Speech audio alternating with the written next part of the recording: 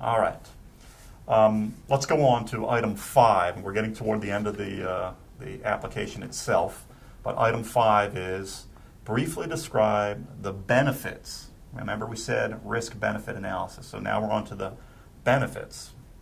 Describe the benefits that will accrue to each human subject in your study, and then also to mankind in general.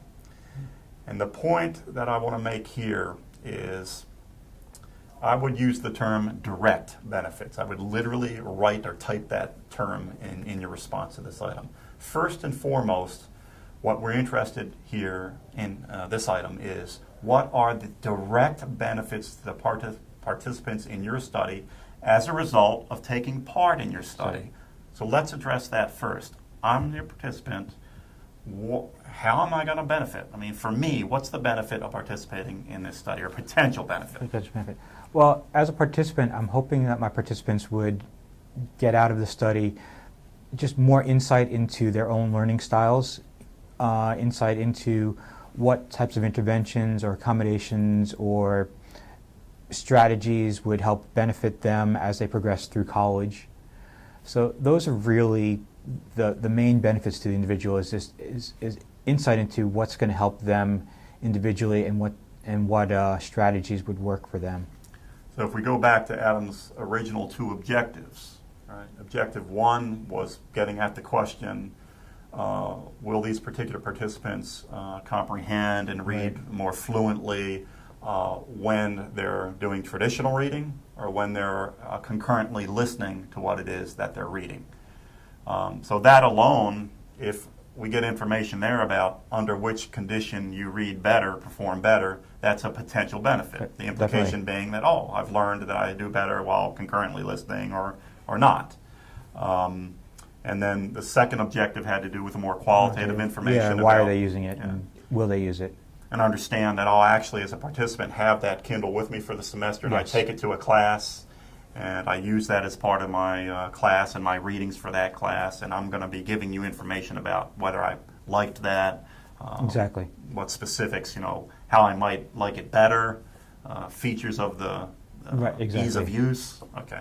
All right. So, they benefit out of it of, will this type of device work for me for my classes? What are some things that I would consider whether or not I'm going to use this type of technology or not, as well as does it work for me? Okay. Some classic error patterns on this response that we see in our applications.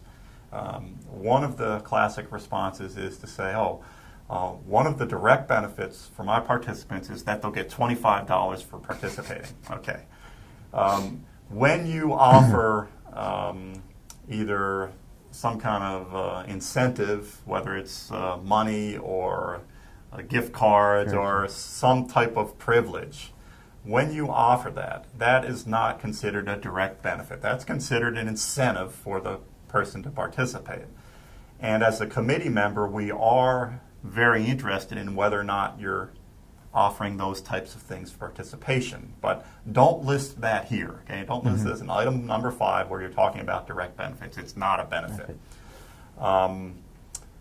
Also, another classic pattern is when you get to beyond the direct benefit to the participant, when you get to the part that says what are the more general, wider spread potential benefits, sometimes people go overboard. So in Adam's case, I would be looking at his application and he might say, the benefits to mankind in general are that researchers will learn more about alternative reading devices and approaches. That's legitimate.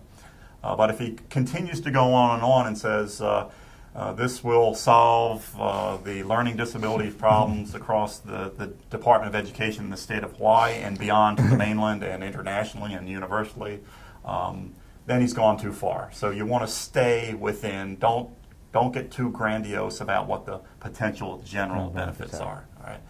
We actually are more interested as a committee in what the direct benefit may be. And you know what? In a lot of your studies, there will be no direct benefit for the participant. In fact, you probably get more direct benefit because you get your degree, you're completing your requirements, and that's fine. Those studies get approved too because they typically have no risk or very, very minimal risk. So when we go back to the risk-benefit analysis, if it's a study with no risk or very little risk, logically Right. then we don't have to have a whole lot of direct benefit for participation.